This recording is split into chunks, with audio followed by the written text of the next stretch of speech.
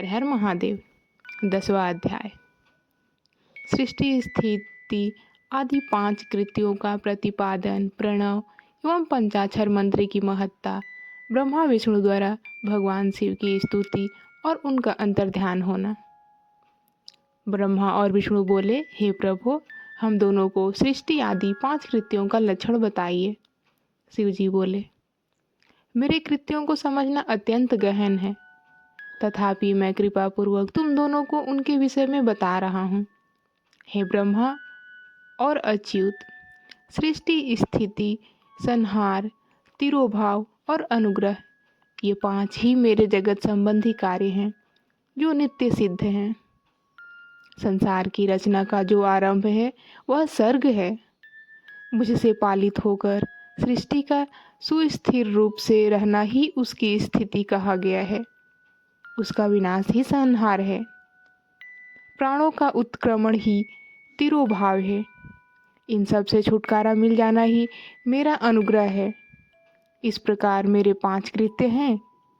इन मेरे कर्तव्यों को चुपचाप अन्य पंचभूत आदि वहन करते रहते हैं। जैसे जल में पड़ने वाले गोपूर बिंब में आवागमन का होता रहता है। सृष्टि आदि जो 4 कृत्य हैं वे संसार का विस्तार करने वाले हैं। 5वां कृत्य अनुग्रह मुझ का है। वह सदा मुझ में ही अचल भाव से स्थिर रहता है।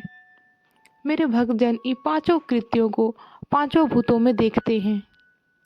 सृष्टि भूतल में, स्थिति जल में, संहार अग्नि में, तिरोभाव वायु में और अनुग्रह आकाश में स्थित है।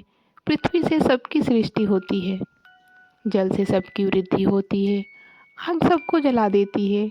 वायु सबको एक स्थान से दूसरे स्थान को ले जाती है और आकाश सबको अनुग्रहित करता है। यह विद्वान पुरुषों को जानना चाहिए। इन 5 कृत्यों का भार वहन करने के लिए ही मेरे 5 मुख हैं। 4 दिशाओं में 4 मुख हैं और एक बीच में 5वां मुख है। हे पुत्रों, तुम दोनों ने तपस्या करके प्रसन्न हुए मुझ परमेश्वर से भाग्यवश सृष्टि और स्थिति नामक 2 कृत्य प्राप्त किए हैं। ये दोनों तुम्हें बहुत प्रिय हैं। इसी प्रकार मेरे विभूति स्वरूप रुद्र और महेश्वर ने 2 अन्य उत्तम कृत्य संहार और तिरोभाव मुझसे प्राप्त किए हैं। लेकिन अनुग्रह नामक कृत्य कोई नहीं पा सकता। उन सभी के कर्मों को तुम दोनों ने समयानुसार भुला दिया। रुद्र और महेश्वर अपने कर्मों को नहीं भूले हैं, इसलिए मैंने उन्हें अपनी समानता प्रदान की है। वे रूप, वेश, कृत्य, वाहन, आसन और आयुध आदि में मेरे समान ही हैं। हे पुत्रों, मेरे ध्यान से शून्य होने के कारण तुम दोनों में मूढ़ता आ गई है। मेरा ज्ञान होने पर महेश के समान अभिमान और स्वरूप नहीं करना।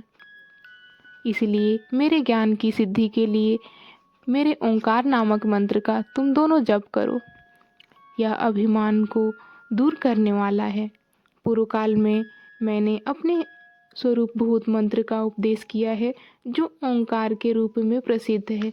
वह महामंगलकारी मंत्र है। सबसे पहले मेरे मुख से ओंकार प्रकट हुआ, जो मेरे स्वरूप का बोध कराने वाला है। ओंकार वाचक है और मैं वाच्य हूँ। यह मंत्र मेरा स्वरूप ही है। प्रतिदिन ओंकार का निरंतर स्मरण करने से मेरा ही सदा स्मरण होता है। पहले मेरे उत्तरवर्ती मुख से अकार, पश्चिम मुख से उकार, दक्षिण मुख से मकार, पूर्ववर्ती मुख से बिंदु और मध्यवर्ती मुख से नाद उत्पन्न हुआ।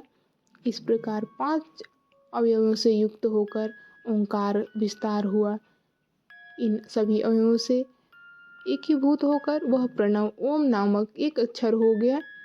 यह नाम रूपात्मक सारा जगत और वेद वर्णित स्त्री पुरुष वर्ग दोनों कुल इस प्रणव मंत्र से व्याप्त हैं। यह मंत्र शिव और शक्ति दोनों का बोधक है। हर हर महादेव।